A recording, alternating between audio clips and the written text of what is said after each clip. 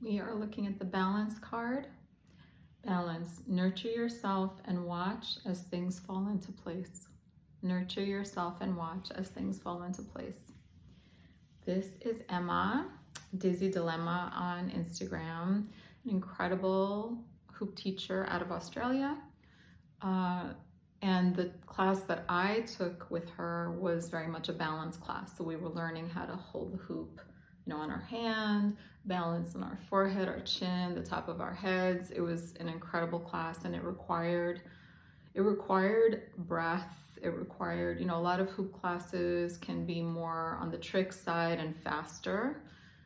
This class was very meditative. It really required us to be grounded, to be centered, and to keep shifting, right? Especially like if you have I didn't get this far, but if you have the hoop on your head, Emma would demonstrate and she would be constantly moving to keep that hoop balanced.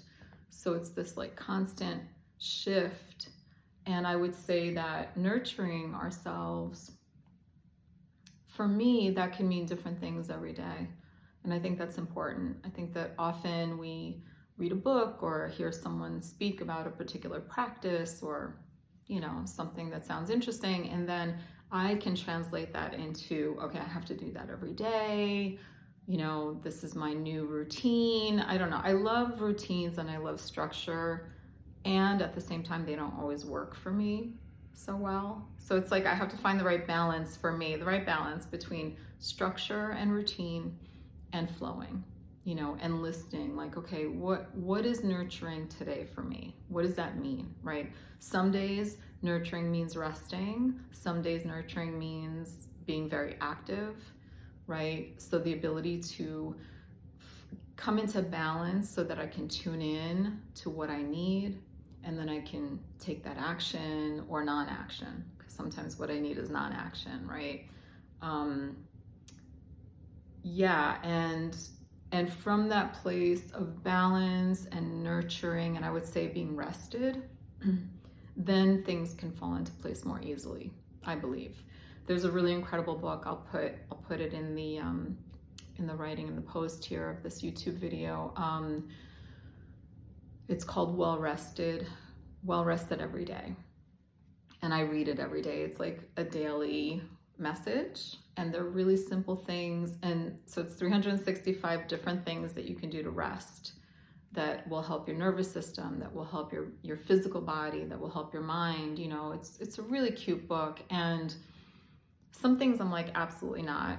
I don't want to do that. I'm not doing that. And some things I think are really interesting. Some things I'm doing, like one simple thing I've added to create more rest in my life is if I start to feel a little agitated, or I would say agitated, or if I'm about to do something that requires like a lot of grounding, I'll make myself some chamomile tea, so that's something that I've added to my routine that's really simple. It's really easy. It's just like boiling hot water, sipping a little tea.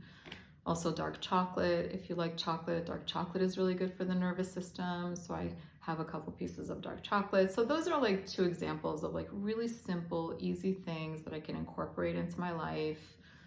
It's not like an hour-long yoga practice, although I love yoga. And if you have an hour-long yoga practice, God bless you. But that's not always it doesn't always work for me, right? Time-wise and also energy-wise. So that is what I will say about balance. Nurture yourself and watch as things fall into place. Because from that rested place, from that place of calm, from that place of peace,